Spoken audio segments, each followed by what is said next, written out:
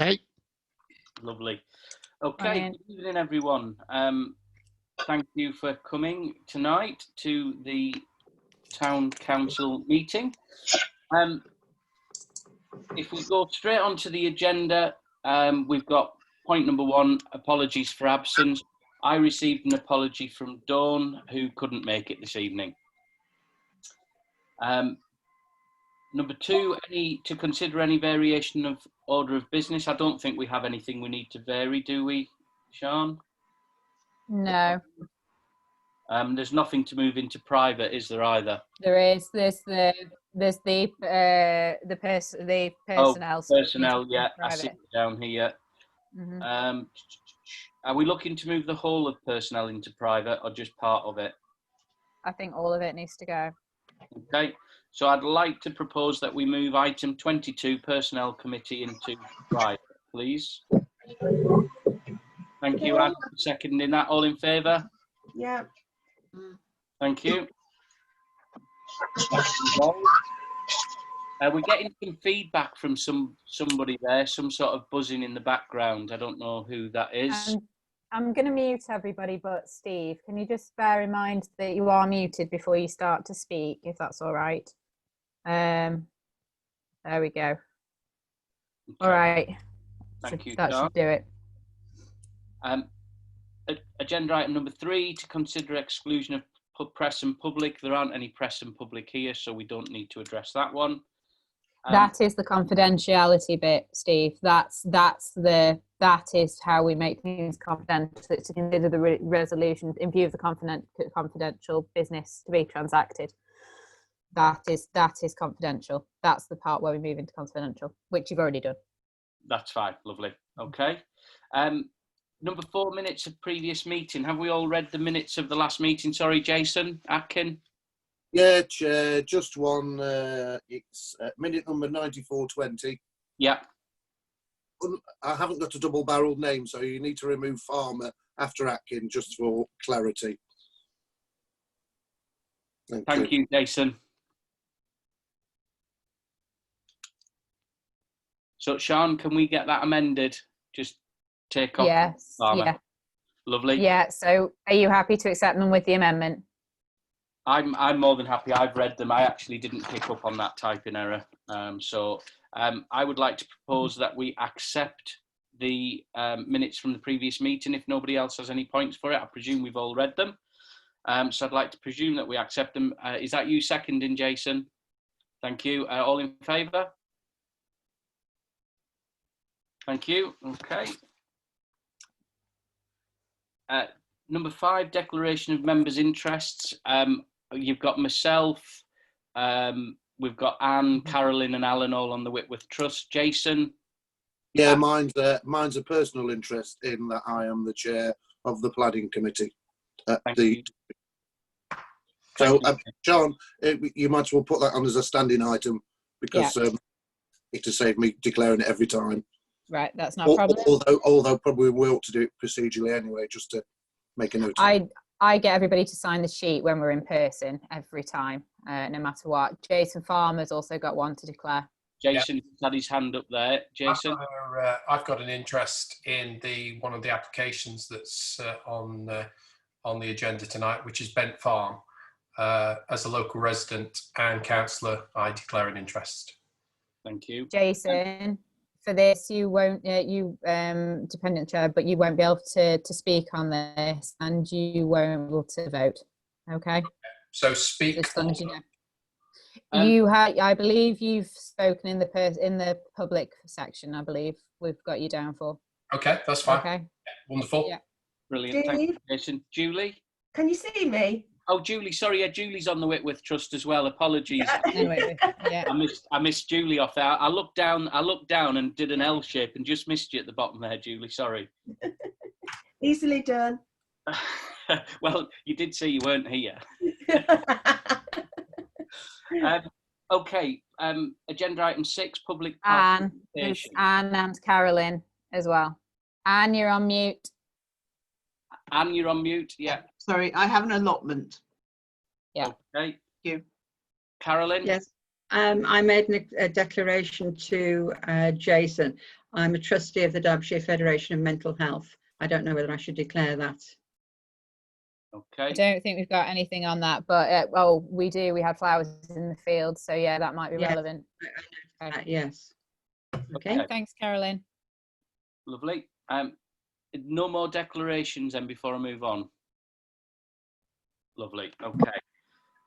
Public participation. So, have we had any public participation, or are we going to move on to Jason Farmer to speak regarding Bent Farm at this stage?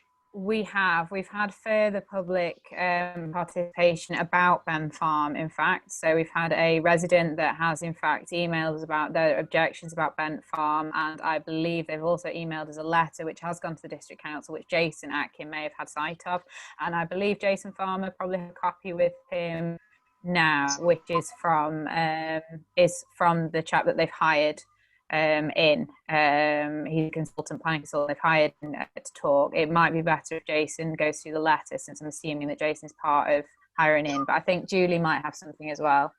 Yeah, the people that are they've consulted on this are called Groves Town Planning. One of their letters from July is now online on the Derbyshire Dales District Council website. So I've printed a copy of that off because that's pertinent. And also I've got a copy of the current letter that was sent to planning from Groves Town Planning. So I propose when we get onto the planning section, Bent Farm is down for discussion. So I propose to read them out then, so that it's kind of fresh in our memory when we're looking at that application, if that's okay. I'm happy with that. Do you want to move that as a proposal, Julie? Yes. So if I propose that the Groves Town Planning communications be moved to the planning section to be discussed there. Thank you. Have we got somebody to second that? Thank you, Anne. All in favour? Lovely. Thank you. Okay, so Jason Farmer, I'm going to hand over the floor to yourself, if that's okay, Sean, and we will hear what yourself and other residents have got to say regarding the Bent Farm application. Yeah, I believe Jason's representing several people. He is. Thank you very much. I've been asked to comment regarding the application for Bent Farm. As a local resident and councillor, I'd like to speak on behalf of my residents that have submitted questions via the public participation.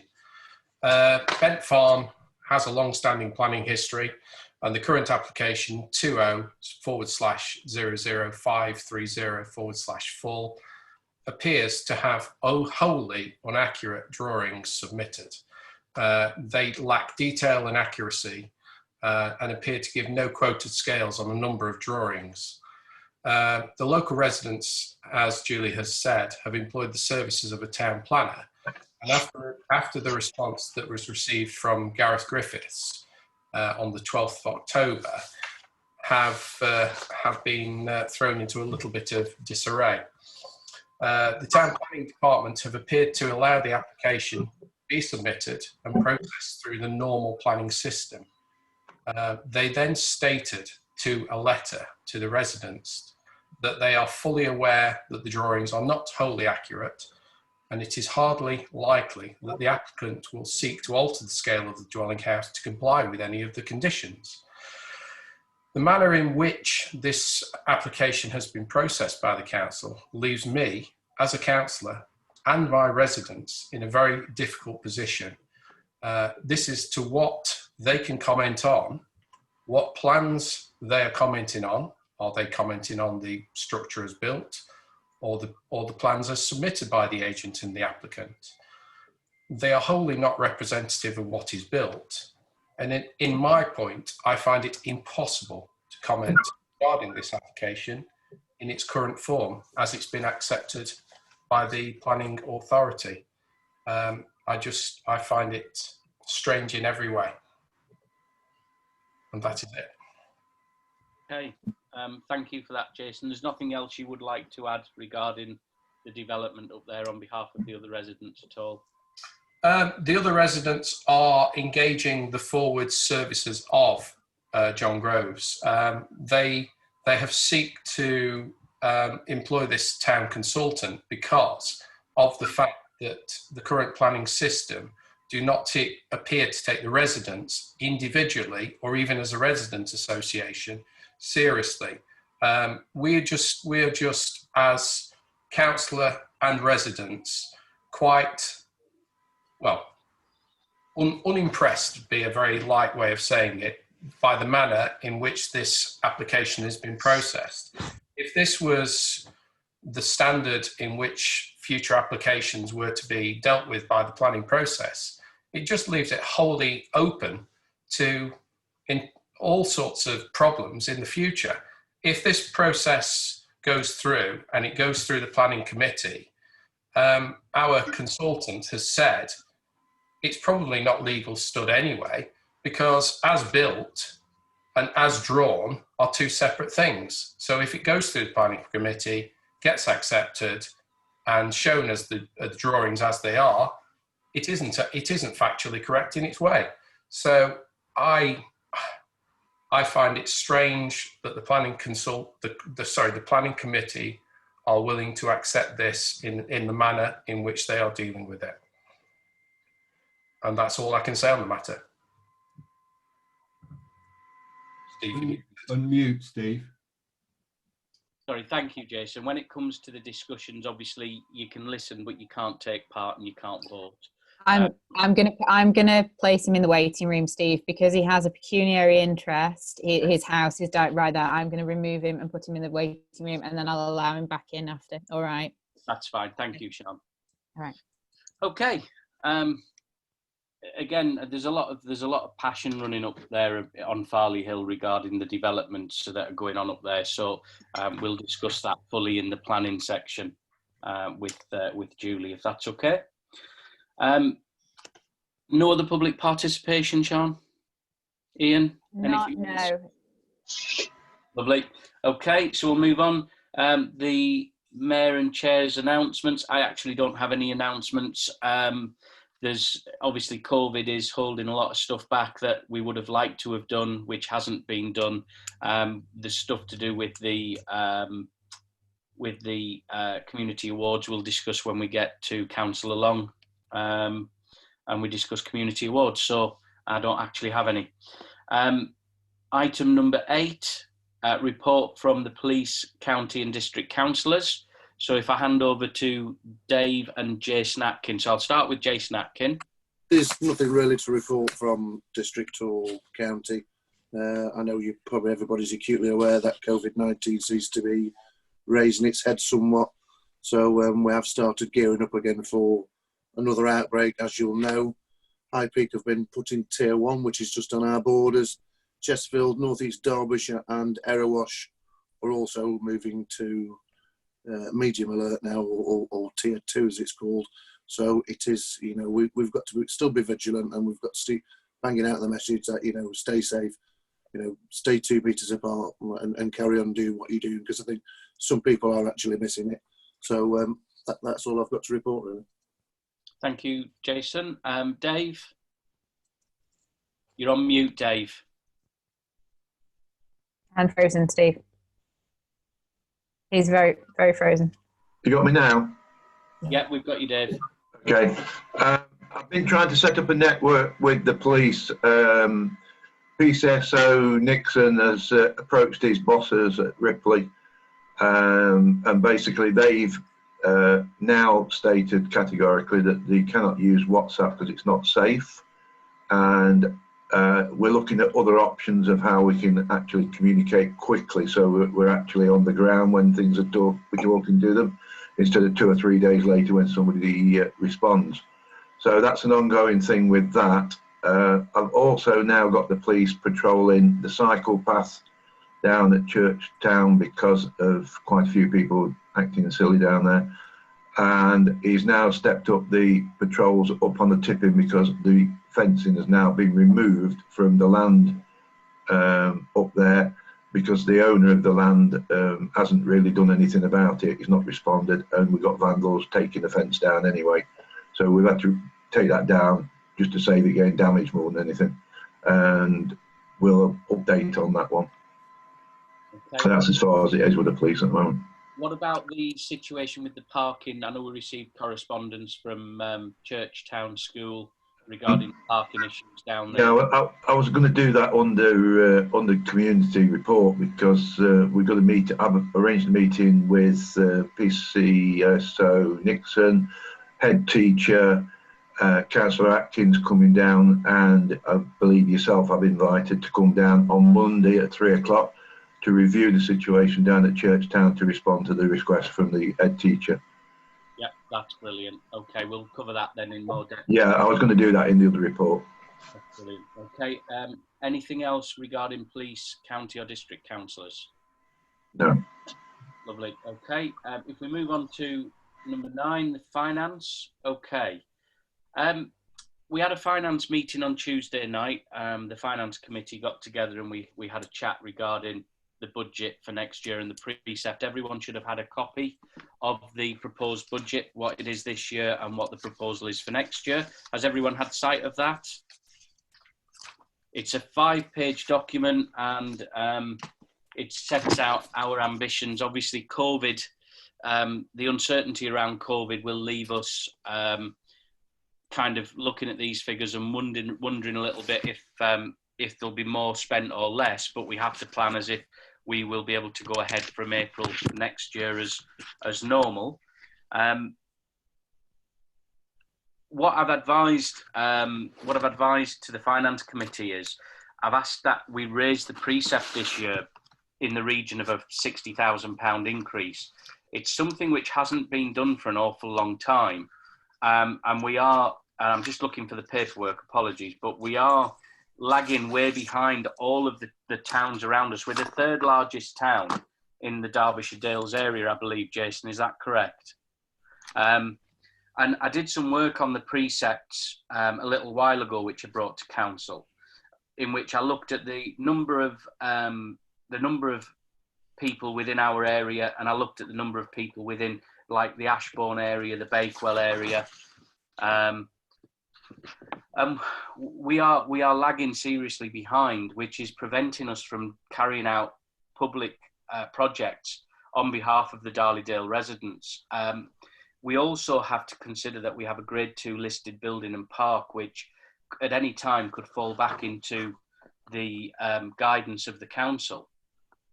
And we need to be prepared as a council to take that over if needs must. And we simply can't do that on the current precept. So the finance committee are currently discussing that. We have a meeting planned to sit and look at potential projects, but I will be looking to move to raise the precept by that £60,000, which actually will still bring us in lower than the likes of Wirksworth in where we set the precept.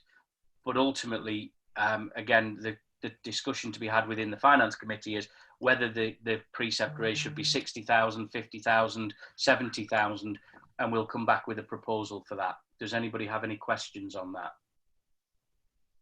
Julie, you're muted at the minute. Right, thank you.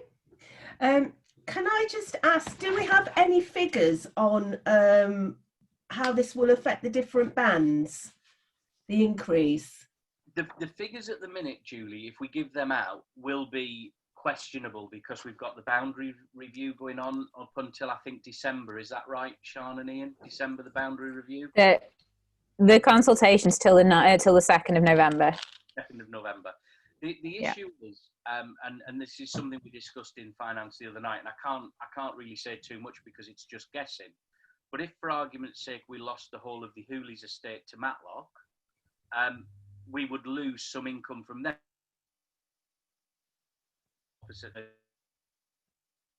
House is going to be built next to the doctor's surgery. There are other developments happening as well. So if we lost the Hooley's estate, we would actually make up the number of people with the new built properties. However, it could go the other way and we could actually get an expanded area which would reduce the financial implications on the properties. But I think the key is, as councillors, is that we plan the budget and we make sure that actually we're going to work in the interests of the people of Darley Dale, whether it be to investigate an additional crossing on the A6 if that's possible, or just projects that the people of Darley Dale want us to do. The whole idea was that this year we would carry out a public consultation and ask the people of Darley Dale what they wanted us to do, and because of COVID, that's not been possible. Next year, it's an absolute necessity that we do carry out that consultation and ask the people of Darley Dale, who are paying their taxes week in and week out, what they want us to spend their money on. But we can't, I don't believe we can operate as a council by not upping the precept to like I say, we all know the Whitworth Centre, the park, they're expensive things to run. And if that does fall back to the council, we have to be prepared and have the money to be able to take control if we need to. Okay, thank you. Okay, any other questions? We'll bring you guys updates from the Finance Committee, obviously at every opportunity that we get, so that you guys all have input as well as to what your thoughts are regarding the precept, if that's okay. Everybody happy with that?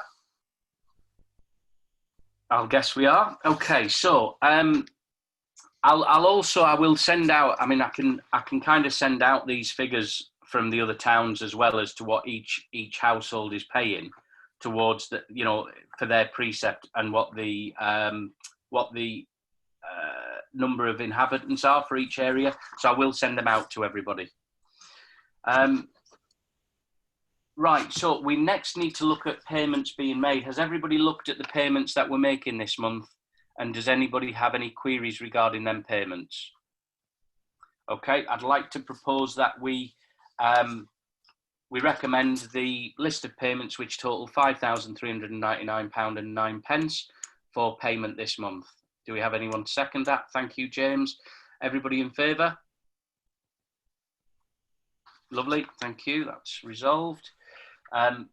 If we look at the budget monitoring for September 2020, has everyone seen the budget monitoring for September? I think it's fair to say that everything's pretty much on track. We're halfway through the year and there's nothing unexpected there, Sian or Ian, is there? Yeah. So if everybody's had a chance to look at that, I'd like to recommend that we accept the budget monitoring for September. Okay, thank you, Jason Atkin. All in favour?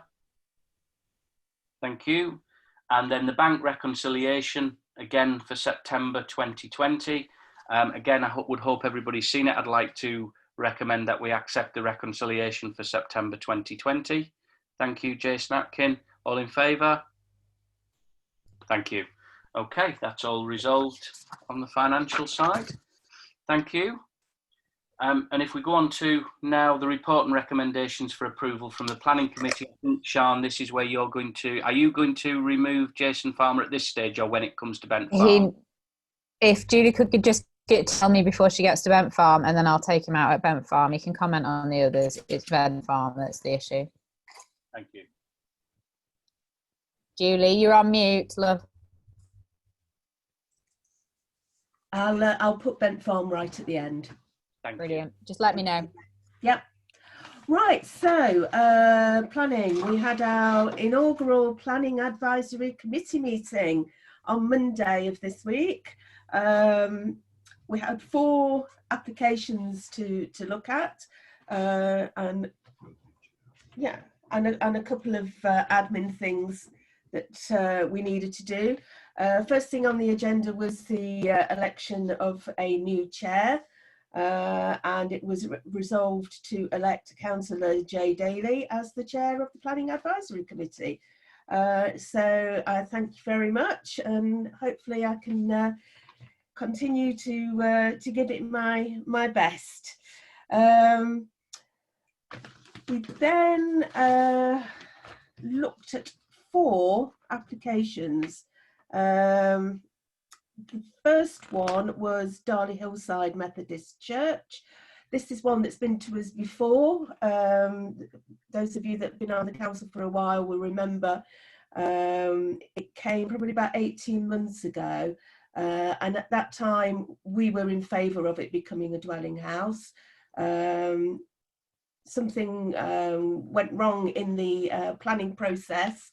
I understand that it hadn't been advertised for an alternative use for long enough. So that has been a delay and has caused them to have to come back with another full planning application.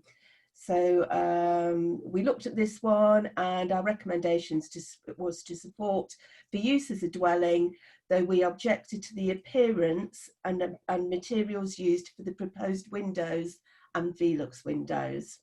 So I would like to propose that we accept that recommendation.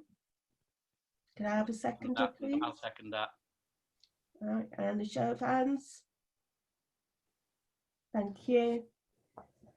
Next one was land south of Dale Road North, Darley, Derbyshire. That's the land behind the doctor's surgery. And it was for discharge of conditions. Quite a lot of conditions. Unfortunately, when I looked online, there was nothing within the associated documents to look at. So we had insufficient information available to comment. And that is what I propose that we submit back to the planning department. Next one was the Beeches, Bent Lane, Darley Dale. This was for the replacement of 2 Velux windows on the front elevation with 2 dormer windows. Had a look at this. I actually think it looks better with the dormer windows, so had no problems in recommending that you know there be no objections to this. So if I can put that to you, if I can propose that we recommend no objections to the Beeches. Okay. And finally, Grove Cottage, Dale Road South. This is the cottage that belongs to St Alphin's and is adjacent to the A6. You may remember some time ago, they put in the planning application to demolish the old cottage and replace it with 2 new units, which would be pretty similar to the building that was there already. But this was to be used for specialist elderly accommodation. Now, they've since come back, revised their plans, decided that they will still demolish that building, it will still be rebuilt, but it will now just be 2 residential units. And now they want to build another 2 units within the garden of Grove Cottage, and they are to be residential care units. So effectively they're doubling what they asked for originally. So we recommended that we object to this on the grounds of overdevelopment and the concomitant effect on deficiencies in the local infrastructure as per material planning considerations. That we object under the neighbourhood plan NP 17 design principles. We weren't happy with the appearance of the completely new residential care units. And we recommend the repurposing of Grove Cottage to supply the 2 residential care units with C2 use, as they have previously been passed for 2 specialist elderly accommodation units. So could I have a seconder for that, please? Before we move that to seconding, can I just ask a couple of questions, because obviously I missed the planning meeting the other night. Okay. Are they going to affect any trees with TPOs in their quest to build these extra units? No. There's no trees with TPOs, because there's a lot of trees in that area that they're looking No. at. The big one's still staying there. Okay, and the rest of them don't have TPOs on No. them? Yeah. Okay, I'll leave it at that. Thank you for answering that. So, yeah. Does anybody want to second Julie's proposal to object based on the previous grounds? Thank you, Dave. All in favour? Okay, thank you. Okay. Right. Unfortunately, after our meeting, we've had some late submissions, so I'm afraid you're all going to have to sit and listen to these in full. So we've got 3 applications. The first one is it's a change of use of garage to ancillary accommodation and associated alterations, and this is at Netherhall Farm, Hallmore Road. I don't know if anybody has had a chance to look at this. No. Does anybody live close to this who has an interest in it? No, carry on then. Sorry, Julie. Okay, so basically, as it is at the moment, it's quite a large plot of land set well back from the road. There's the main farm building, and then there's a separate building set quite a way away from the main house, which consists of a stone-built garage with adjacent stabling, wooden stabling to the rear of it. I've had a look at the plans on this. Externally, there's going to be very little difference at all. Basically, the double garage door will be replaced by a front door and 2 windows, and the existing side door will go from being half glazed to full glazed. And there's a very small dormer window which will go roadside, so it won't be overlooking the neighbours. And so on those grounds, I personally have no objections, but obviously I'm open to what anybody else has to say. I'm just looking at it online, Julie, and I agree with everything you've just said. I don't see any issues with that. So I'll second your motion. Okay, can we take a vote on that then? All those in favour of no objections? Thank you.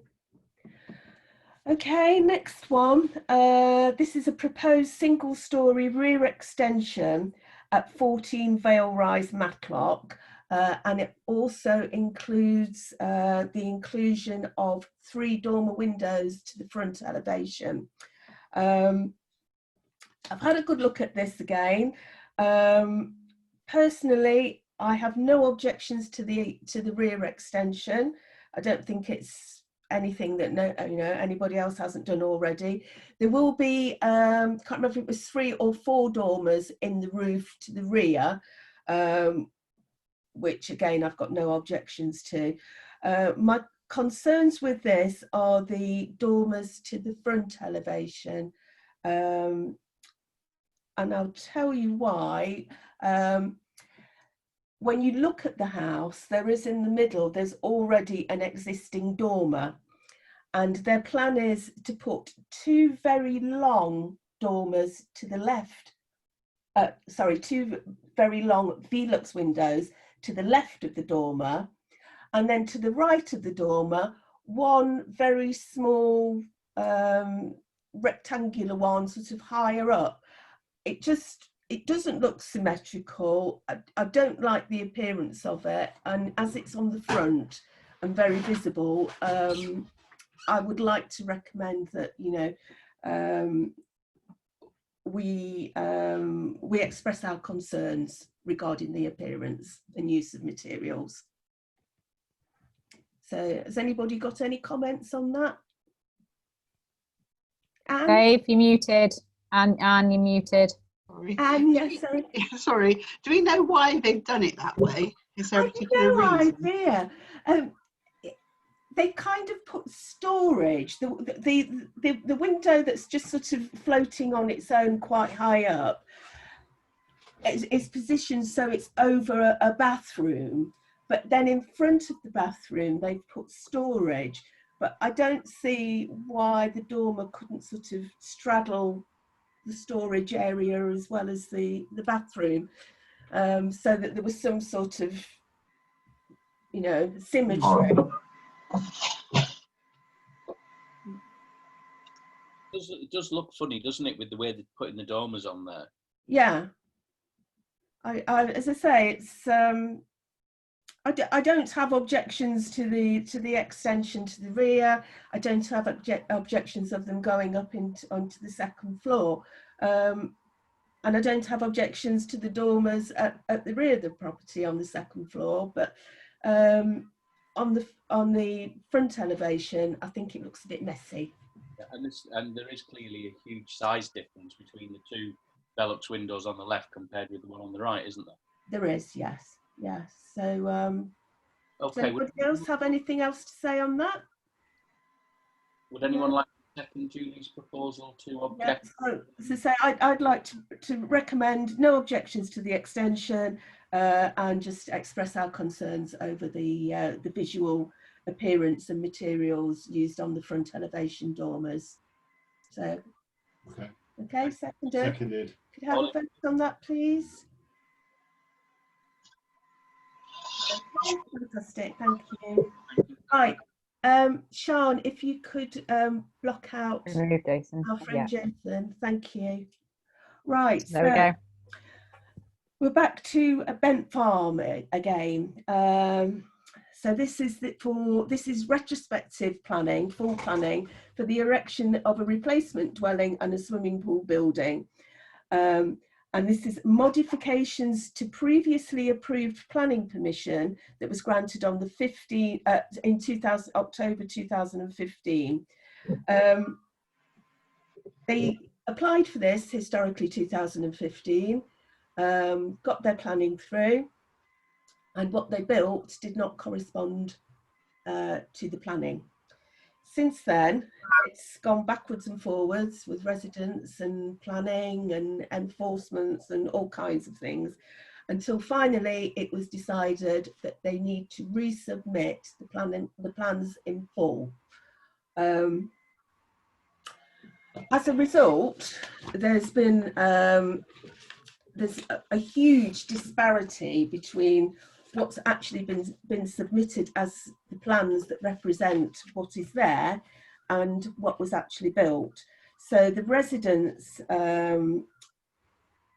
have engaged some chartered town planners called Groves Town Planning, who I'd like to read a couple of pieces of correspondence from them to the planning department to sort of express what's going on and why the residents are so frustrated.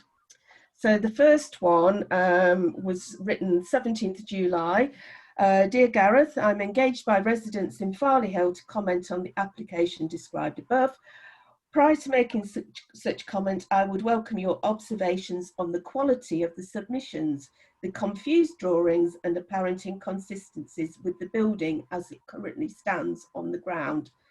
It should not be the case that my clients or the public in general has to spend a considerable period of time to measure and decipher drawings to enable understanding and clarity of the development presented in the current application.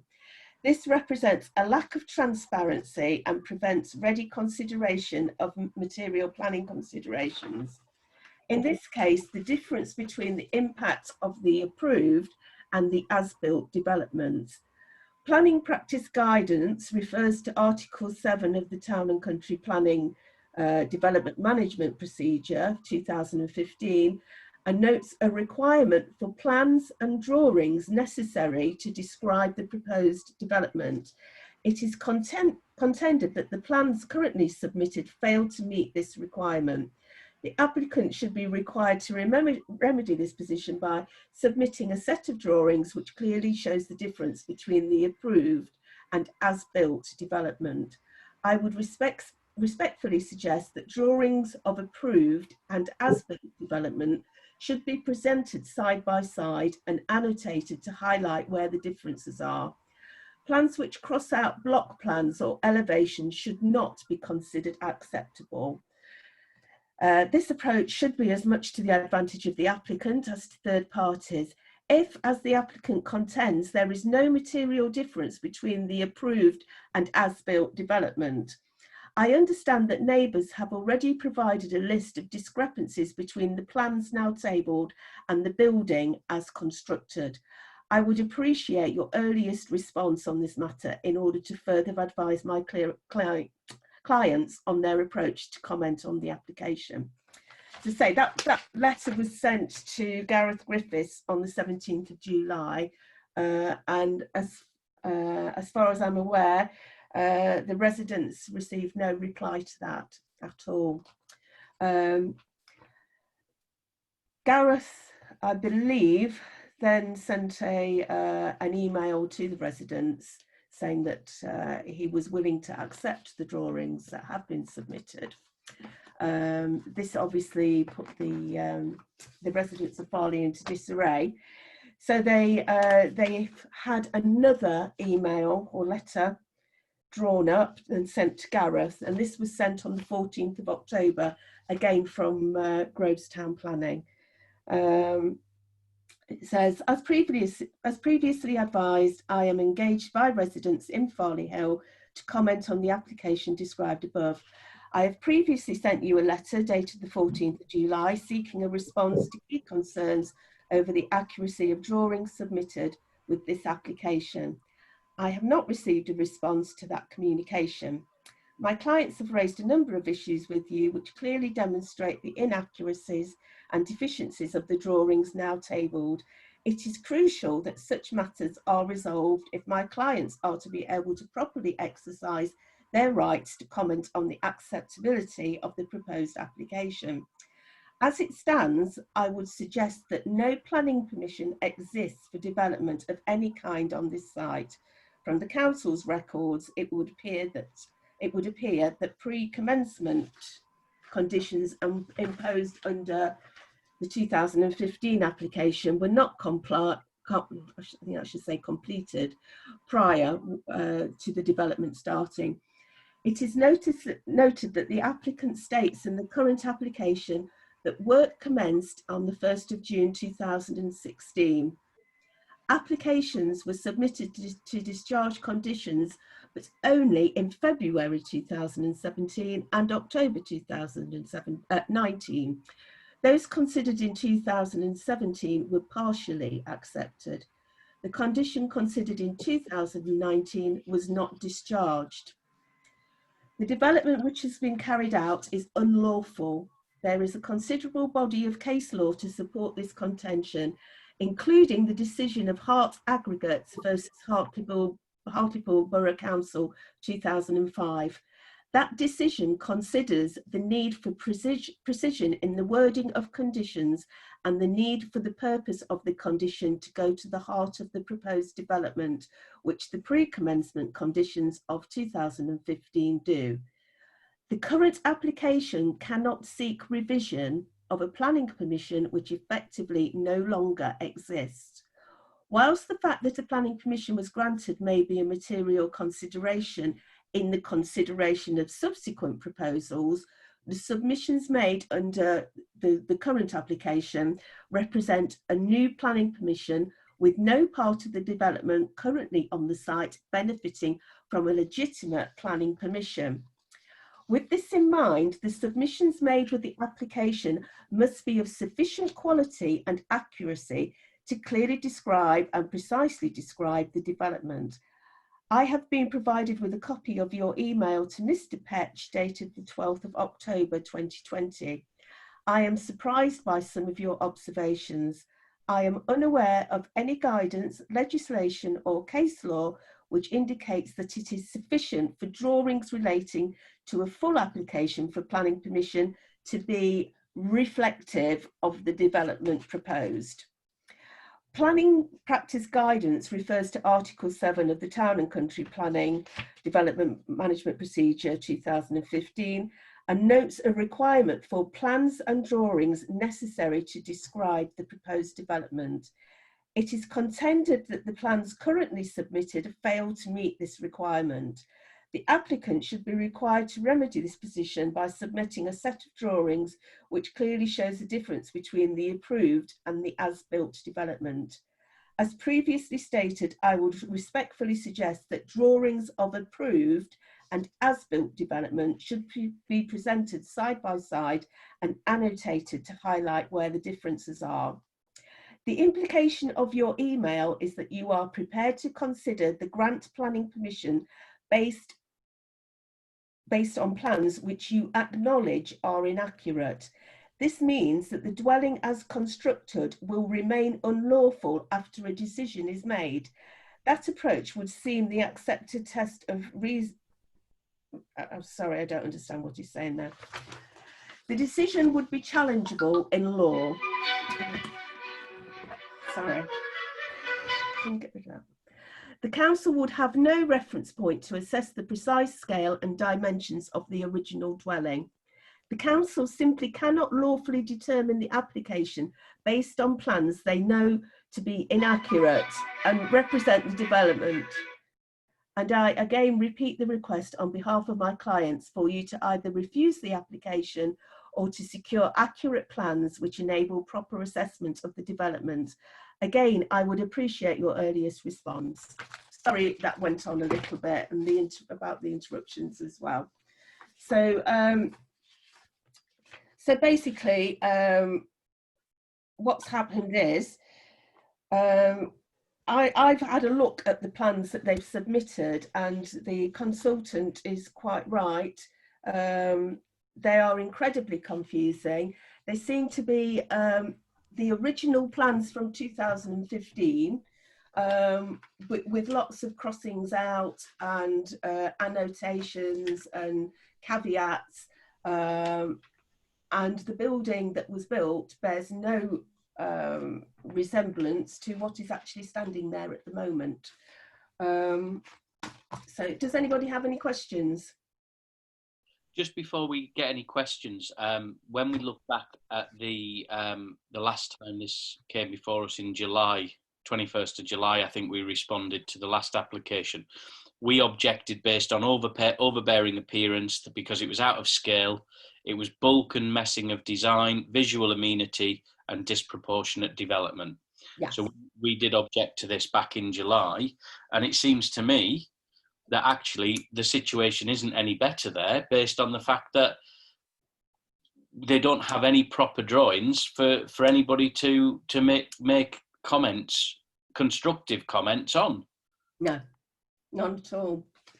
So until the guys at planning, whoever it is that's dealing with the case, insists on proper drawings, I would think that you've got to object, and I understand why the residents up there would be furious with what's going on.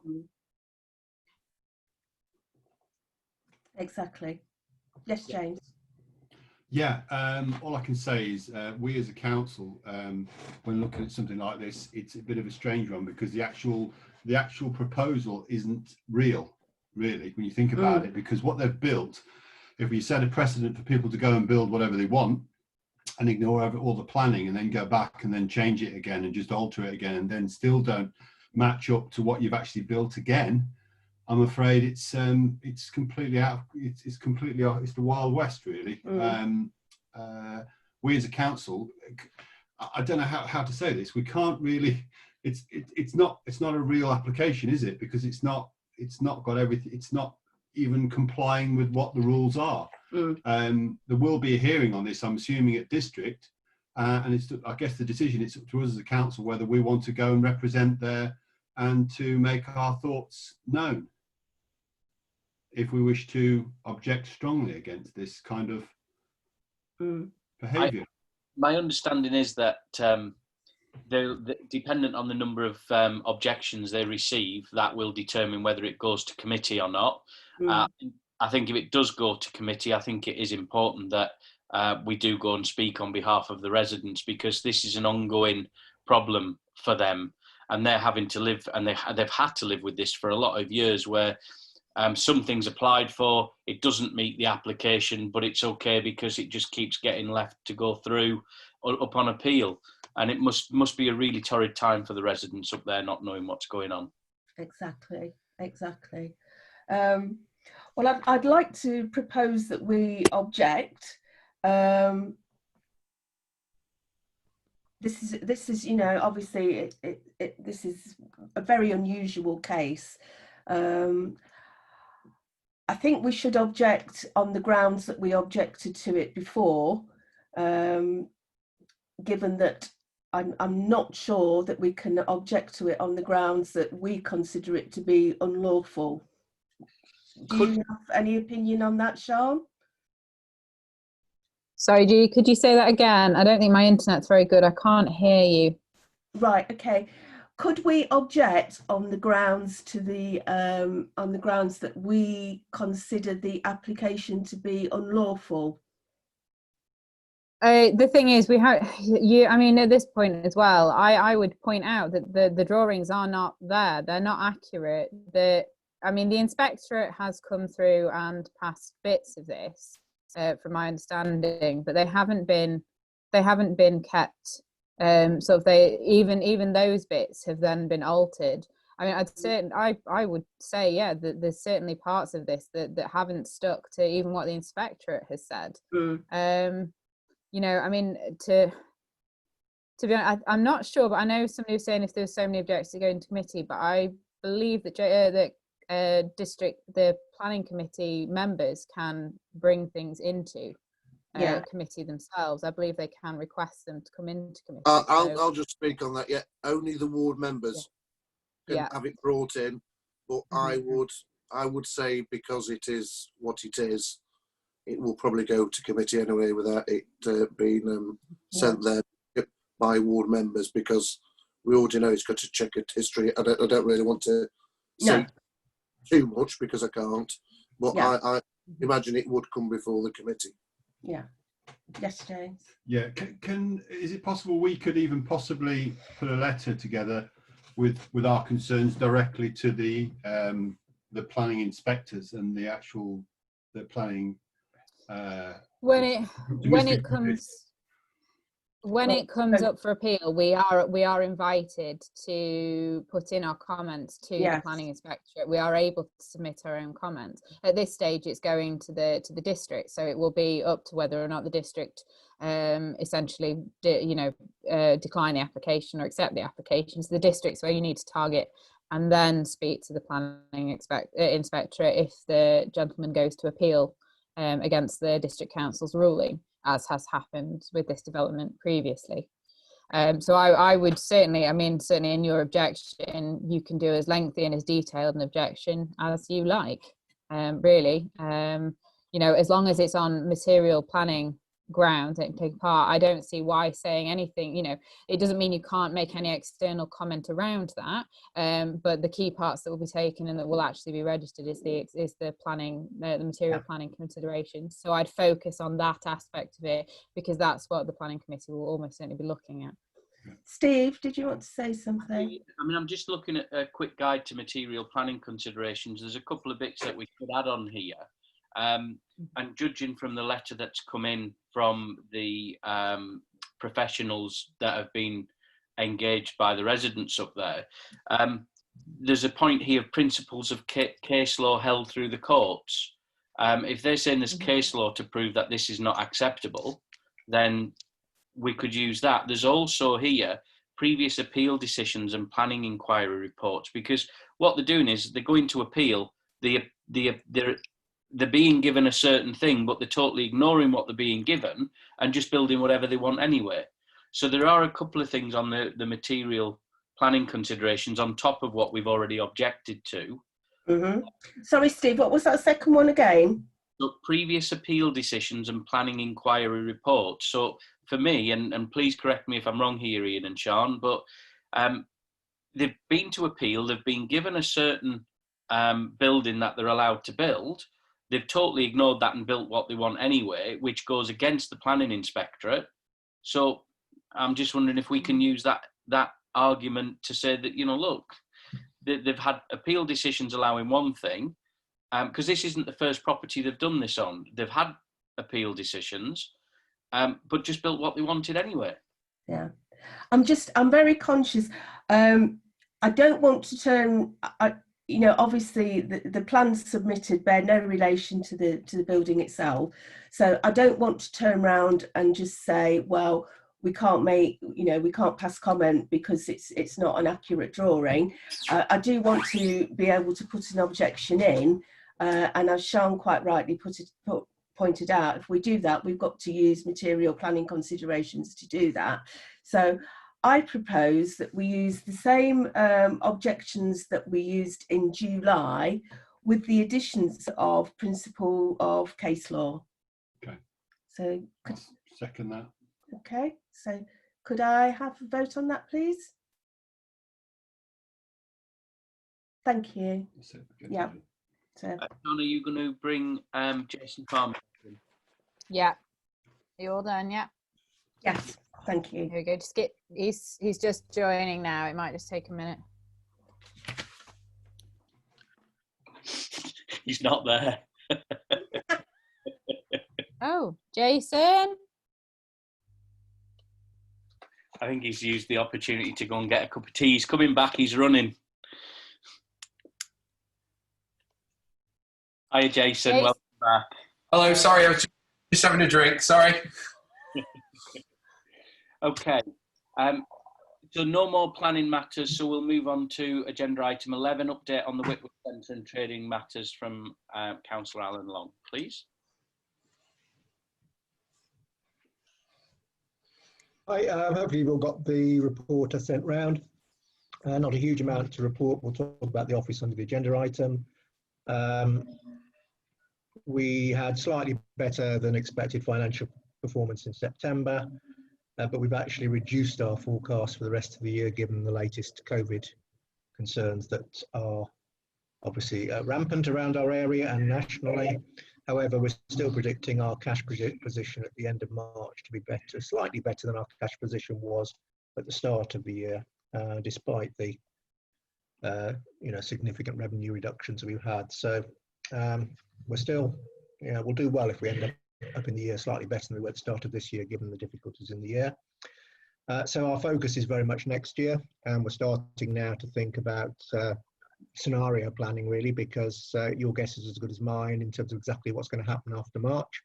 So we will produce a range of scenarios for our budgeting for next year, through to no change from where we are now in terms of COVID outlook, i.e. very little people conferencing or meeting room activity, through to what would happen if we return to normal.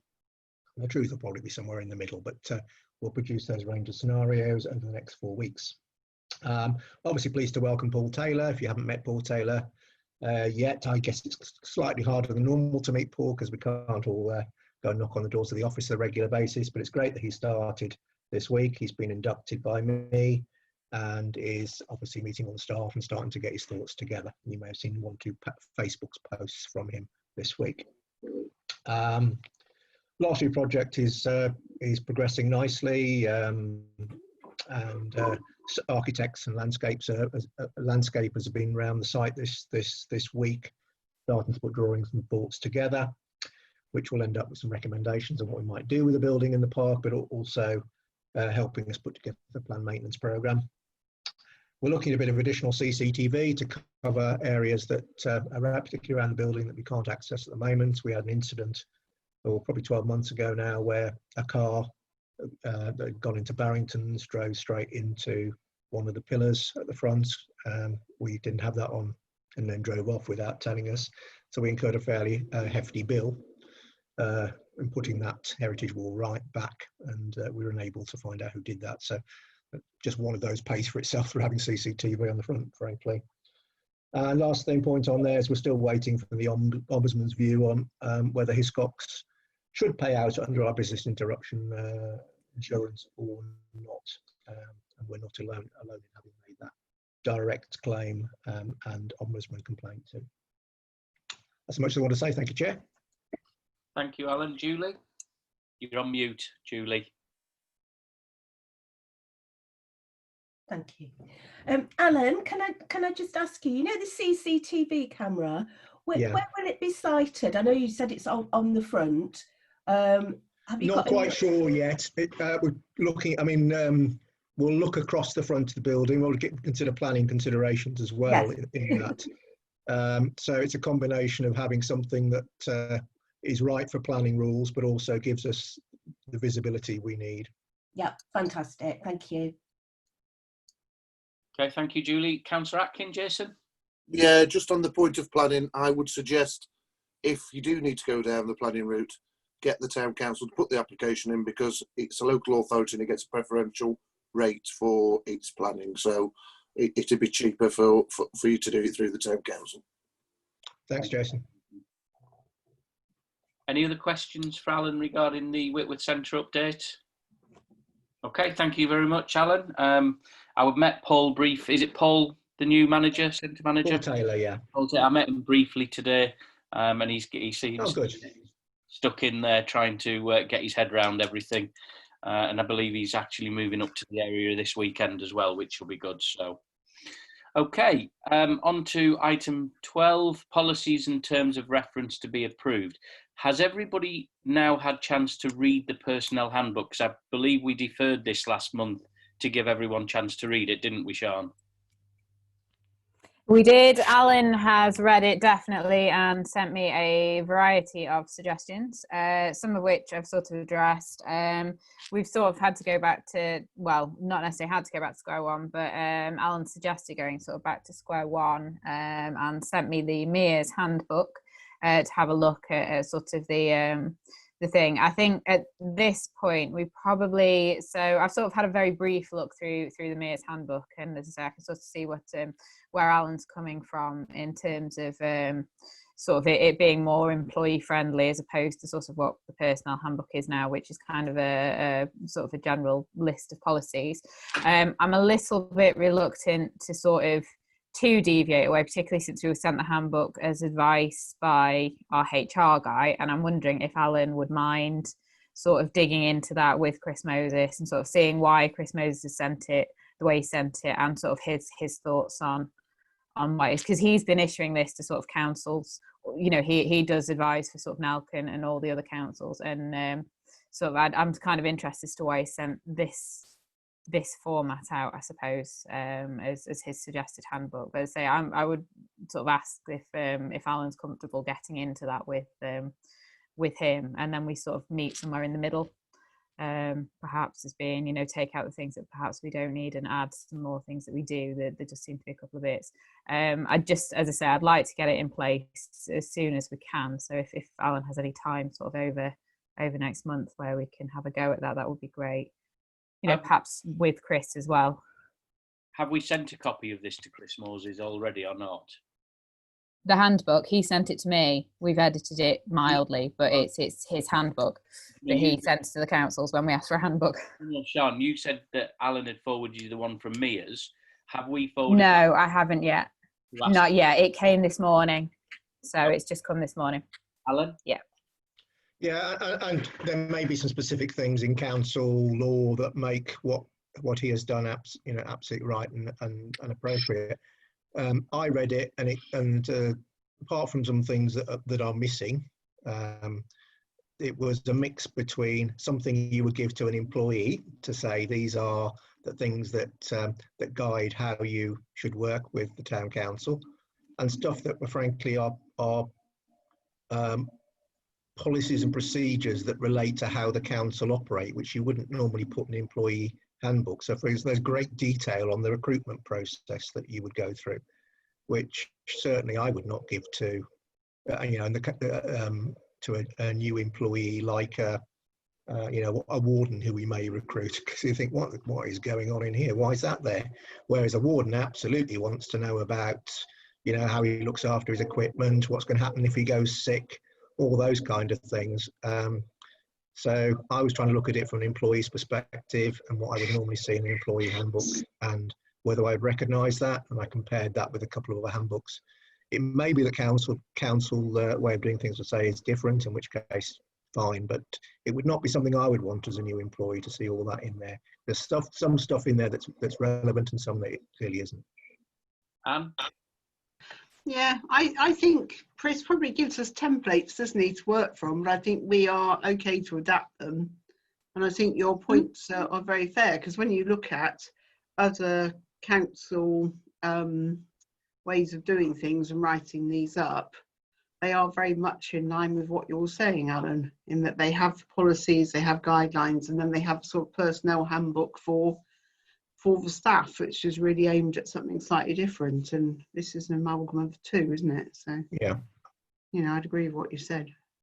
I think if you don't mind, for me, the handbook that he sent out, from my perspective, is entirely appropriate, because in part of what I do is my job involves almost everything within that handbook. And I mean, perhaps even to some degree, Ian, it may be that we need to perhaps maybe have a couple of tiers of types of handbooks that we need based on the jobs that we're doing, because obviously there's an awful lot that perhaps with recruitment, I'm directly involved with the recruitment and do need to know sort of the recruitment policy. It does form part of my job remit, because it's a weird sort of situation that we're kind of both, some of us anyway. Usually people do have that distinction, don't they? So they will have a personnel handbook, which is for like all staff, and it's the essential, this is what you need to know, and this is where you need to go to look at this and this and this, and have detail. And then you would have a separate series of policies or guidelines that people like yourself would refer to for very specific things. And you know, if we are going to employ other people, we don't want them having to wade through lots of stuff that wouldn't really relate to them, do we? I suppose. Would it make sense, Sean, just to email a copy of the Mia's handbook to Chris Moses and just ask him to have a peruse through it and to comment based on what he's issued to us? If Alan's happy with that, yeah, then that's fine. He can look at ours, he can look at the Mia's one, and he can comment back and say, well, this is why that's not in. And I think we're paying every month. We're paying for his advice. Let's use him and send it over to him and ask for his feedback on it. Are you all right? Yeah, I am, and I'll happily go on a call maybe with you, Sean, and him once he's had a look at it. And, and between the three of us, we can come back with a recommendation, can't we? Okay, so what would so like... do you want a motion to defer it to come back later date, given what's been said and the outcome of the talks between Alan and who advises you? Yeah, so what I'd like to do is I'd like to propose that we defer the personnel handbook until it's been looked at by Chris Moses and discussed with Sean and Alan with Chris Moses. I'm quite happy to second that, Chair. Thank you. All in favour? Thank you. Okay. If we move on to the Environment Committee Terms of Reference, has everybody read the Terms of Reference for the Environment Advisory? It's the Climate and Environment Advisory Committee, if I call it by its proper title. I did have one point on this one, Sean. It says point 2 of membership. It says membership to be reviewed at the annual meeting of the council. My thought is that we may need extra word in there where it says unless we drop below quorate membership, where we may need to co-opt somebody else onto that committee. I mean, we can sort of put on to say that we can do sort of co-options and things onto it if that's what you want to do. Yeah, well, we'll happily put that in. If we leave it just that we can only admit people in May, but somebody is ill or somebody drops off the council for any reason because of personal commitments, it could leave us where we don't have enough people. And if we only have it down that we can add people in May, it could leave us open to not being quorate. Chair, the only other way you could do it is from the membership of the council and use substitutes. Don't know whether that's something that, you know, it might be a better way of doing it. Okay. We can have a reserve member. Yeah, substitute, yeah. That's fine. Okay. So if we can just make sure that's in there. Did anybody else have any other questions regarding the terms of reference? Alan? Firstly, just say I thought it was very good, very ambitious. I just wanted, and I don't know the answers. Do we have as a town council, do we have our own environmental policy? No,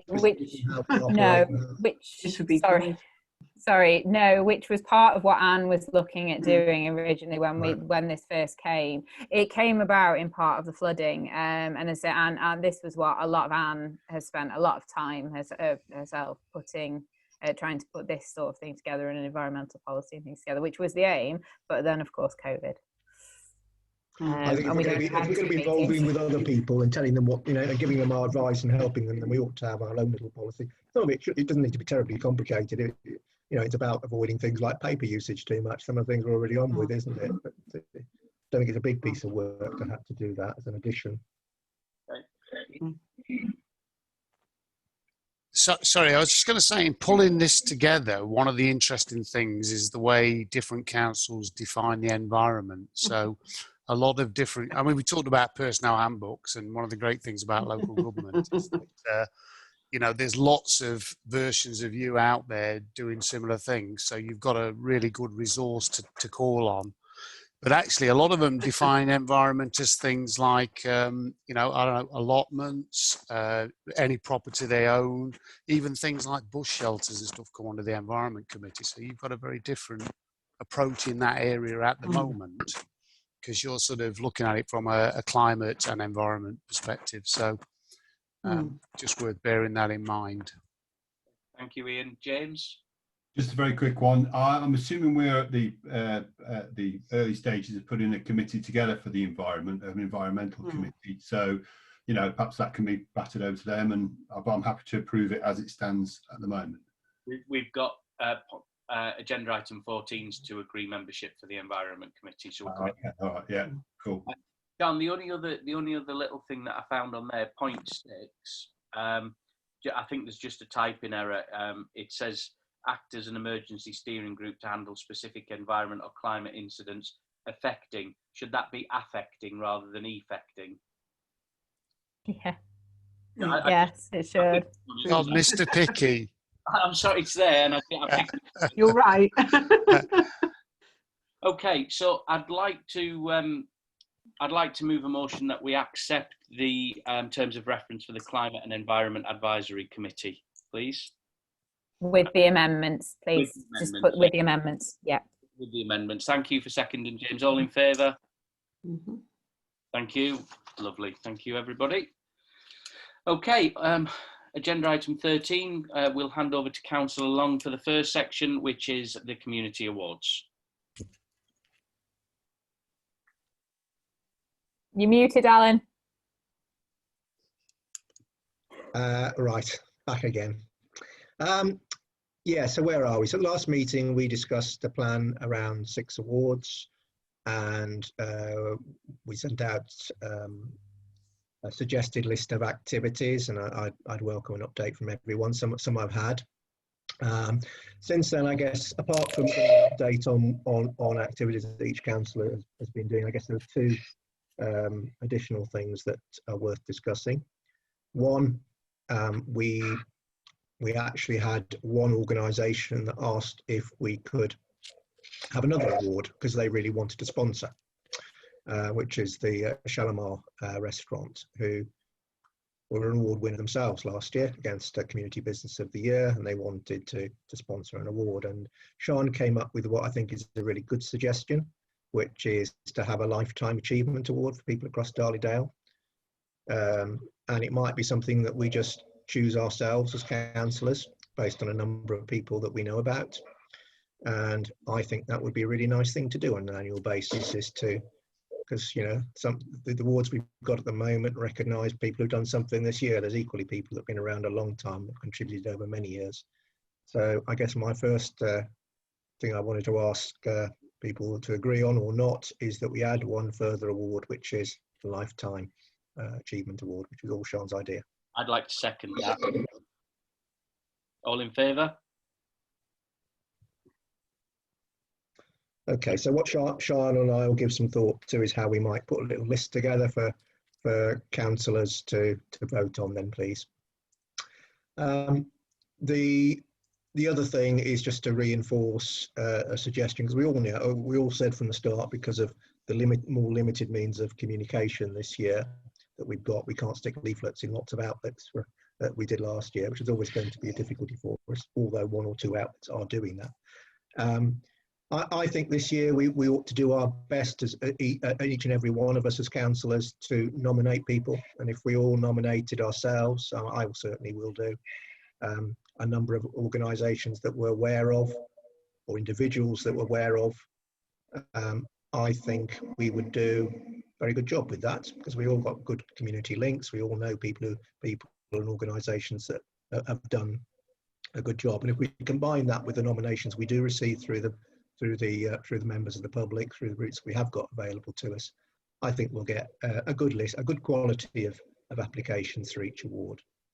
So it's not really something I need approval on, but it's just something I just ask you to think about, given all your context, of who against each of those now 7 awards is really deserving this year.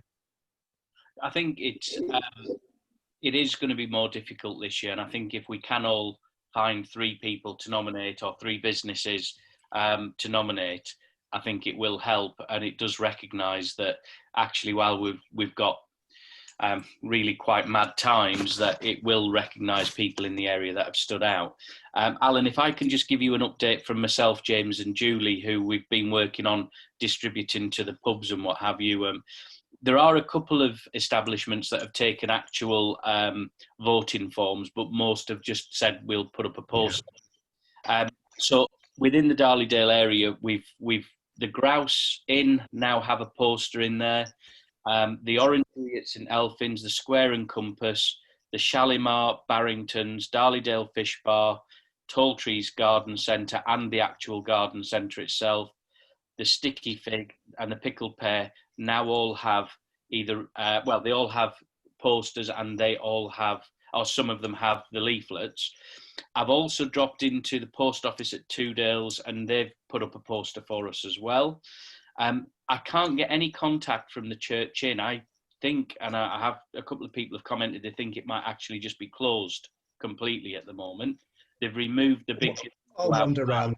No, it's still open, Steve. It's just it wasn't COVID compliant, his temps and staff, so that's why those have gone, but the pub's still open. I've been down a few times and just not found them open, but then I haven't been down in an evening, I've been on an afternoon. Alan, I don't know if you know if the Plough Inn is open, but again, I've been there a few times. No. They're nobody there. Stancliffe Hall, I tried to ring Stancliffe Hall. I haven't actually visited because I know Brian and his wife or partner are away, but they do have people in there who are looking after the place, obviously. I haven't had an answer from them over the phone, but I don't know whether they're having people into things like cookery schools or not, and whether we felt we wanted to put anything into Stancliffe Hall. Didn't do anything with them last year. That's because we just didn't think of them really.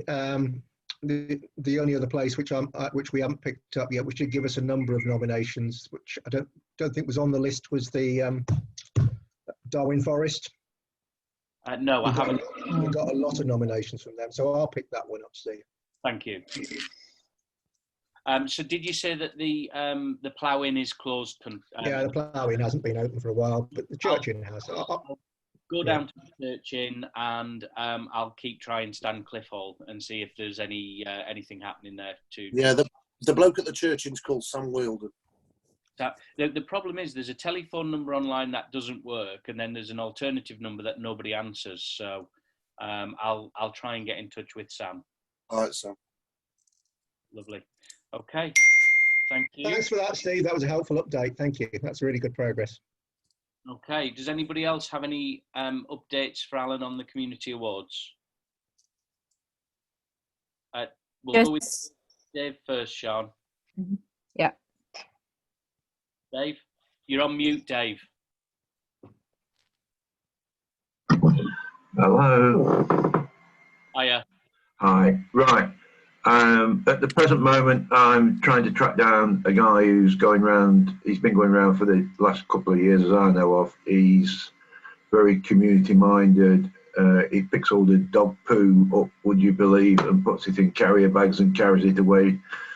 He's been doing it for a long while. I'm trying to track him down. I've got a PCSO looking for him at the moment. And I think he's a perfect one because he does litter picking as well. He's a spot on guy apparently. So I'm just trying to get hold of him. And then Ian was away last week.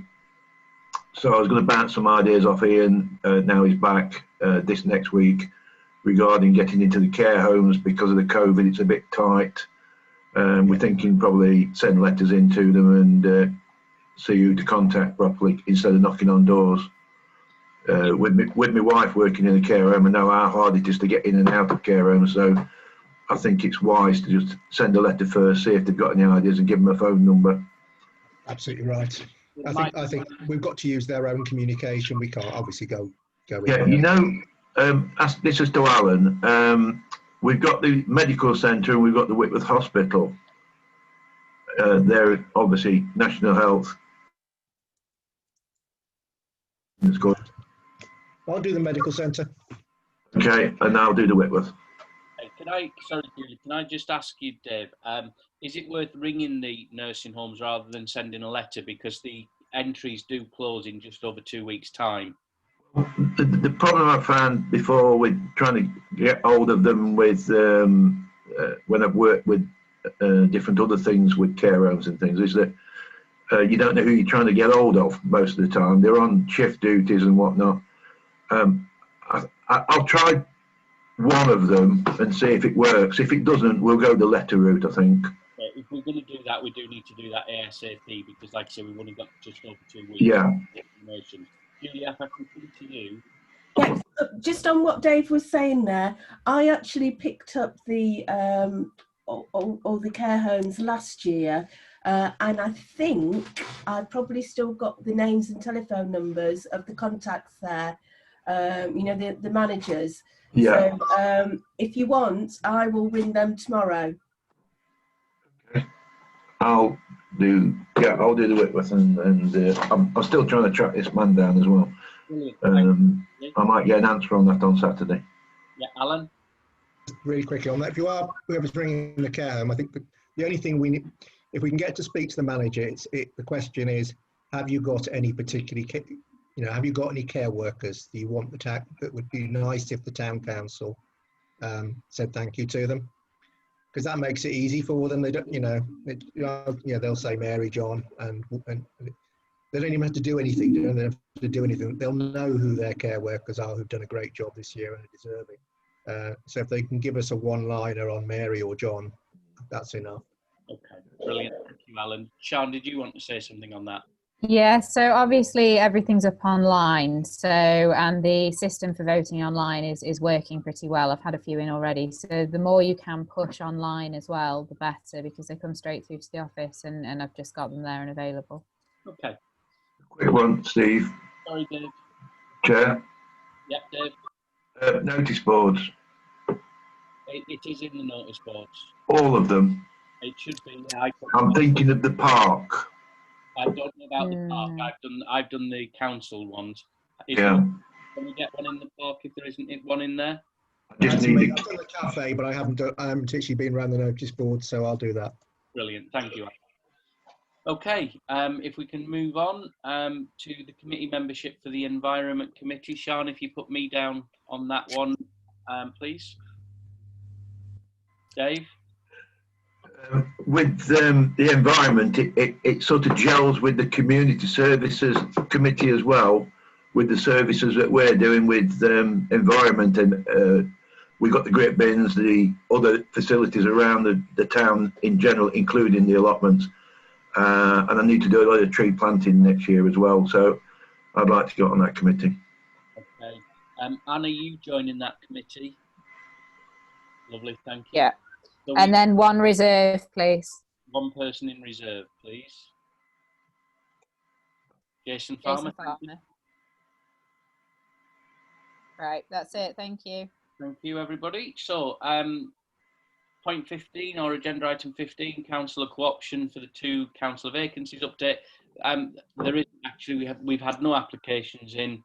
It is in the notice boards that we are looking for 2 more councillors. If anybody knows of anyone looking to join the council who will be active within the committees and the work that we all do, that would be brilliant. Okay. Does anybody have any questions on that? Lovely. Okay. So if we go on to the point agenda item 17, the Whitworth user agreement, draft copy review, and a hand. Community services. 16. Sorry, community services. I've just put a tick next to it as if I've just done it. I've ticked it in the wrong order. Sorry, agenda item 16, Community Services Committee meeting update. Again, over to you, Dave, on that one. Right. Yeah, we can hear you. I mean, right, the committee was formed with 7 members, and the 7 members, I've split them up into 2 teams. I'm on both teams at the top of each team, so we've got three of each member on the 2 teams. what we've done since then, allotments with, do you want to report on the allotments and everything else that we've been involved in since that, or? Yeah, but we're nearly at 8:30, Dave, so as quick as you can if you don't mind. I can't hear you. Dave? I've lost you. He said don't waffle on, be succinct and to the point, Dave. Dave, we're at nearly at 8:30, so if you can make it as quick as you can, that'd be brilliant. Hello? One, Dave. Yeah, go, Dave, and quickly. Go. An update on what we're doing. Okay. Right, the allotments, we've got outstanding work to complete. We're just waiting for labour on that one. We've had the person who does the labour, he's on holiday and he's now back, so we're trying to get that sorted out. Security on the allotments, trying to get some fencing in to secure the cycle path side of the allotments to stop trespass. And at the moment that's in play. And we've got the security fencing from the tipping has now been removed because the owner of the land that it was protecting has done nothing in the last 6 months. So that's now going to be used hopefully down at the allotments to do the same job. One project we've got on at the moment is the school that we broached on the subject of the police. The school have asked for the yellow lines to be reviewed down there. Whilst in conversation with the head teacher, we've got the Flower in the Field site, which we've been reviewing because it was left for some time, and now they're back. I had a word with one of the managers with the health people, and they've agreed to split the allotment size down so they can be managed better. What has come out of the conversation with the Churchtown school is that they would like to go with the suggestion of putting an allotment alongside the Flower in the Field people, with the view that they can then have the children in there learning about allotments, etc. This I'm going to push forward. Councillor Atkins agreed to front this one with finance to help us, and also help the school with the tutorial side of it as well. So that's one that's going to go forward within the next few weeks. Okay, brilliant. Dave and Ian, can I just thank you guys for all the work that you've done down at the allotments? I've been down there today and it looks totally different to when I went down there last time before the earth was moved and the clearing was done. It looks like a workable space again. So thank you very much for the work you've done on that. Yeah, it's just ongoing, Steve. Yeah, no, it looks a lot better. It really does. Okay, anybody got any questions on the update from No, lovely. So if we now go on to the Whitworth user agreement draft copy review with Councillor Farmer. Jason, please. You're on. I am. I'm here. Met with Andy Sullivan at the Whitworth Centre regarding the office space and other things. We are currently seeking clarification on multiple points and really are negotiating possible other options. We feel, or I feel, I'm unable to make an informed decision at the moment. I feel that it would be better to defer it without current discussion to the next meeting in November, and therefore would move that to a recommendation. Okay, so could you just make your recommendation, please, Jason? My recommendation is to defer it to the next, without discussing it today, to the next November meeting. Okay, does anybody, Julie, are you seconding that? Okay, all in favour? Okay, thank you. Okay, so we'll move that to the November meeting then. Thank you, Jason, for that. agenda item 18 to discuss the cinema project arrangements. Sian, I think I'm coming to you for that one, am I?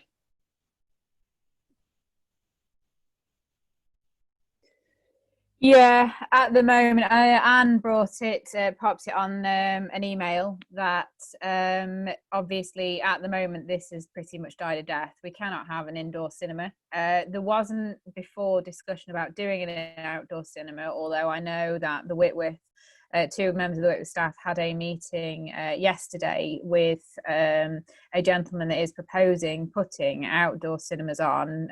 You apparently remain in your cars and you get the sound through your radio, and everybody sits in the cars and brings their own snacks and sits in the car park doing it. But I haven't got any further details on that at the moment. But at the moment, to be quite honest, I think we need to just bench this really until after the COVID, unless anything changes or comes up. And I think that sort of was Anne's suggestion, that we just kind of put this on the back seat just permanently for now. Okay, Anne? I was just concerned that whenever we have documents, it appears on them and we know we're not going to do anything with it. So if we were to park it for, say, 9 months or whatever, and then we know nobody's failing to do anything, but we've just agreed we'll put it aside for the time being. Would you like to propose that then, please, Anne? Yes. Yeah, but we put it to be reviewed in 9 months. Okay. Thank you, James. All in favour? Okay, thank you, everybody. Okay, so on to number 19, to discuss Remembrance Sunday arrangements. Again, I'm going to come to you there, Sian. So I've been in touch with the priests, and mine and Ian's best suggestion for this is that we do a video, and essentially the video will take hopefully 2 parts. Anne suggested we talk to Robert Foster, who is one of the ministers, and he and Stephen have both agreed that they will do sort of they'll put together something. We will film it, and I'd like also to film Steve and Alan and Jason, if he's available, and a few others laying wreaths, as many of the normal people we can get that aren't in vulnerable categories. We'll keep you all distance, and we'll just do it outside, and we'll try and get you sort of either all on the same day, and then we'll stick it all together and do a video. I'm also going to send out lists of suggestions that the Royal British Legion have made for people to celebrate things in their back garden.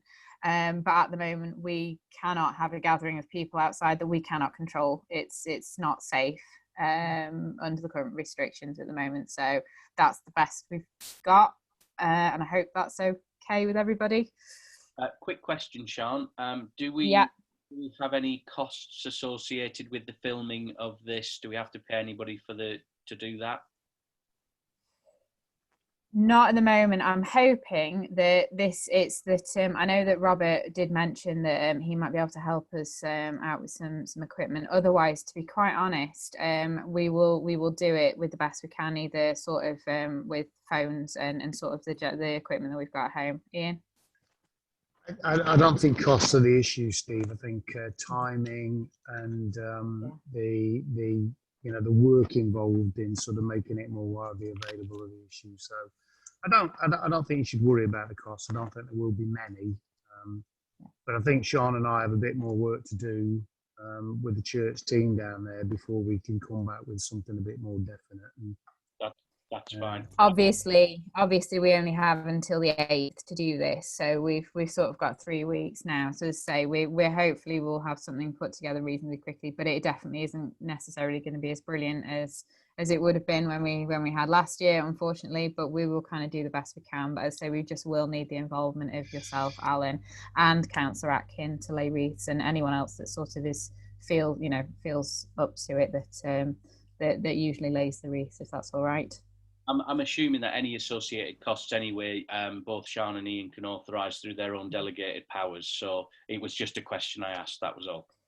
The other thing that we probably need is the poppies to go up. If we want the poppies up this year, it's whether or not anybody's willing to brave the cold and the wind and the A6 to pop up the poppies for us. It might be a bit of a 2-man job. Sorry, Dave, you're on mute.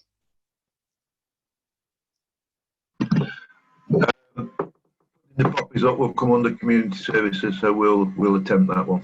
You'll do it. Brilliant. I've got some extendable ladders that go in and out of my car. I did it last year with Kathy, so if you want, we can coordinate. Yeah, yeah. We'll arrange. I just need to know when the poppies are available. We've got the poppies. They're in the Whitworth now. You can get them anytime. Right, we'll have a discussion on that and then work out where we've got to put them. Yeah, last year Yeah.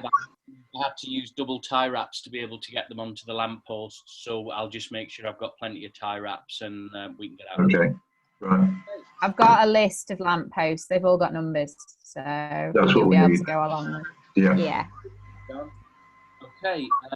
Any other points on that, Julie? Sorry.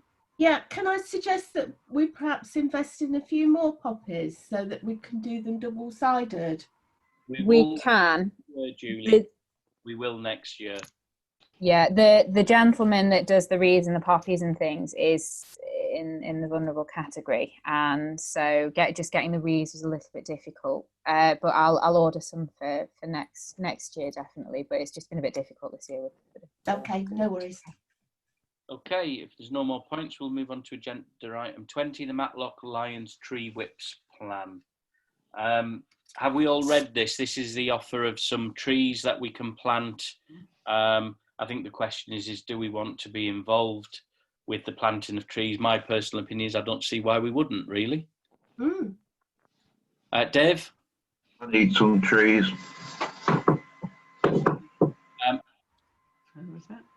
Jason Atkin? Jason Farmer, rather. Residents up Farley Hill have expressed an interest in actually planting some trees. The reason becomes apparent if you are a resident. There is a certain person or persons that have removed quite a considerable amount of trees from the public verges, and we would like to use an opportunity to chance to replace these things that have disappeared. They were things of beauty, they're things of necessity. If somebody is giving them us and we are able to plant them as residents, it would be something we would take on board. Yeah. It's county land. To do that, we'd need a cultivation licence, and for that, I will pass you to Councillor Atkin. Yeah, maybe I might be able to help you out with that, Mr. Farmer, because, like I say, it is county council land. I mean, I can't see them turning it down, but you never know. We've just got to go through the proper channels. So, yeah, I mean, as residents, get an understanding from them. I mean, we might not even have to go down the cultivation licence road, because it won't be an ongoing. It's not as if you've got to go mow the bloody verges anyway, which mostly is why you would have a cultivation licence, would be to do that and take it over as the town council. But I think what you're suggesting is planting rather than cultivation year on year. Yeah, we are indeed. Ian? I was just going to make the really obvious point before Anne does, that this is probably something that her new committee picks up. You know, trees are good for limiting flood damage, that sort of thing. So it's probably something for the first meeting of the Climate and Environment Committee. I would suggest that perhaps this is something Dave and Anne may wish to discuss with the involvement of Jason Farmer. Sorry, Jason Atkin. Yeah, I would just say, you know, on the subject of planting trees for carbon sequestration or whatever it's called, it won't have a benefit for at least 35 years. I mean, that's the thing, what you've got to build into these projects is you won't see any net reduction in carbon until they're at least 30 years old. So, you know, it might be a bit after the target that the government has set in, but it's maybe something we should aspire to do anyway. Yeah, absolutely. Dave? My idea is to roll this out with the schools as a project as well, because whoever's in the junior schools now in 35 years will be our age group area, or less than me anyway. But you'll see a benefit. All right, Dave, thank you. Sean? Darley Primary have actually been doing some stuff around this. They've been planting trees and they've been doing willow domes and things. I'm sure Anne can tell you, but it has been really good. They've also got a greenhouse and things up there, so they may express some interest. Yeah. Can we ask Dave, Anne and Jason Farmer just to get their heads together, decide how many they will be eligible to receive and where they would like to plant them? Yeah. Yeah. Okay. We can always get more anytime we want from the Woodland Trust for free. Yeah. Brilliant. I think the more we do, especially with the recent weather phenomenon we've had, the more we do, the better, really. Okay, any other points on that? Not lovely. We'll move on to the council logo, agenda item 21. I don't think we've really got an update on the council logo. We haven't actually done any work on this as we stand, have we? So if you guys were supposed to bring some ideas. I don't know if anybody's had any. We haven't seen any. Alan did send me some ideas. Go ahead, Alan. No, I sent an email immediately after the last meeting. Not logos, but just some. So because the action was, what does the logo stand for? So I sent quite a long email on that immediately after the last meeting with some thoughts on it. We did. You did, and I didn't miss it, Alan. I had actually genuinely forgotten about it, so apologies. It was a while ago. Don't worry. So if I pick that up with Sean and Ian to have a quick chat about, and we'll come back with a reply to that email when I find it. It will take a bit. Okay, so if we can defer that, then I'd like to move a motion to defer the council logo to the November meeting. Dave, is that you seconding? Yeah, all in favour? Thank you. Okay, now over to Councillor Welsh, who has taken up the chair. No. We're going to move that. That's moved. Apologies. We will come back to that one. That's been moved into private. Agenda item 23, that would be correspondence received. Ian and Sean, please. I'm going to do this one, Steve. So Anne specifically asked us to mention that she'd received a letter from Churchtown School asking for nominations for a new governor. So if you know anybody who might be interested, or you're interested yourselves, then please get in touch with the headmaster there. The second thing we received was... I'll have to sign it off as the county councillor, so it's subject to my approval, unfortunately. Is that right? Wow. So none of you are in with a chance. I didn't say that. It's if you've got the requisite qualities. Okay, Ian, so if I come back to you. So the second one was that we've received a notification from the Derbyshire Police and Crime Commissioner that he set aside a fund of close to £500,000 to make communities, and I quote, stronger and safer. They're looking for nominations for grants between sort of £50. Ian, can you just move your microphone? We're struggling a bit. Is that any better? A lot better, yeah. Okay, so they're looking for nominations for grants between £50, as little as £50, and all the way up to 25k. Groups and individuals, and they're particularly emphasising the fact that these things should make property more secure. They should protect vulnerable people, and, for example, tackle antisocial behaviour. And priority will be given to schemes that make people less vulnerable to crime. So if you've got any ideas, they're keen to hear them. And if you've got anybody or any contacts that you can talk to you think might benefit from that scheme, please do so. John, you had your hand up. Yeah, so one thing that one of my councils has used a similar sort of thing for was the neighbourhood. They set up a neighbourhood watch. Just as a sort of thing. So they did do a neighbourhood watch, which apparently, according to one of my other councils who's very heavily involved in neighbourhood watch, brings down everybody's house insurance by about 5% or something like that if you have a neighbourhood watch active in your area. So just putting that there. Lovely, Julie. You're on mute. You're on mute. You're on mute, Julie. Thanks. Question for Ian. Is there a time limit on this when we need to respond by? Do you know, that's a very good question, Julie.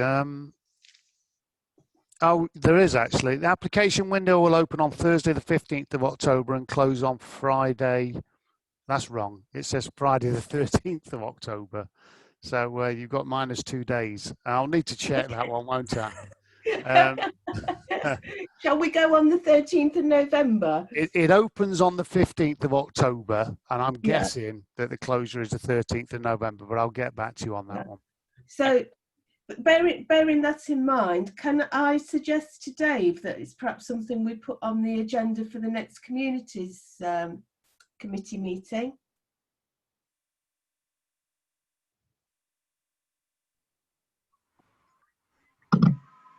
yes. Thank you. Oh, good. I've got to get a life. Correspondence received. Can I just throw one? It's not correspondence, but it's a conversation. The church, town, school are looking for governors. Yeah, Ian just mentioned that before. I didn't hear him because it was off. John? The final one is that who was it? Darley sent out a notice stating that, bear with me, let me just find it. Someone else is looking for governors as well, and it is, I think it is the Community Advice. The Community Advice Bureau is looking for Citizens' advice, governors. yeah. Citizens Advice Bureau, not Community Advice. Citizens Advice Bureau are looking for 4 governors if any of you don't have enough to do. So they are looking for people. They will have a variety. They're accepting pretty much anyone. They haven't specified specific qualifications. They are looking for a selection of people. If anybody is interested, then obviously let me know. I'll send you the email. I think you may already have had it, but okay, lovely. So if we then agree a monthly schedule of councillors to update the town notice boards, I think it might be prudent, Sean, if you and Ian just draw up a list, giving councillors a month, and then they can talk amongst themselves just to if they need to adjust that. Dave? That again, realistically comes under community. We can handle that one. Yeah, I think it's fairly prudent just to say to Ian and Sean just to put a list together for the notice boards and send it out. And then if anybody can't do it that month, we can always just swap about between ourselves. I will say there are an awful lot at the moment because you're all having committee meetings and things like that. That is quite a lot of agenda. So it's almost 2 weeks worth. So you need to probably put the 2 weeks, so this week and the week prior to the week, always will need agendas going out. Okay. So it's a 2 week job as opposed to one circle round job, if that makes sense. Yeah, that's fine. Okay. If you just put together a schedule, and if people can't do it, we can always work it between ourselves. Okay, date of the next meeting will be Thursday, the 19th of November.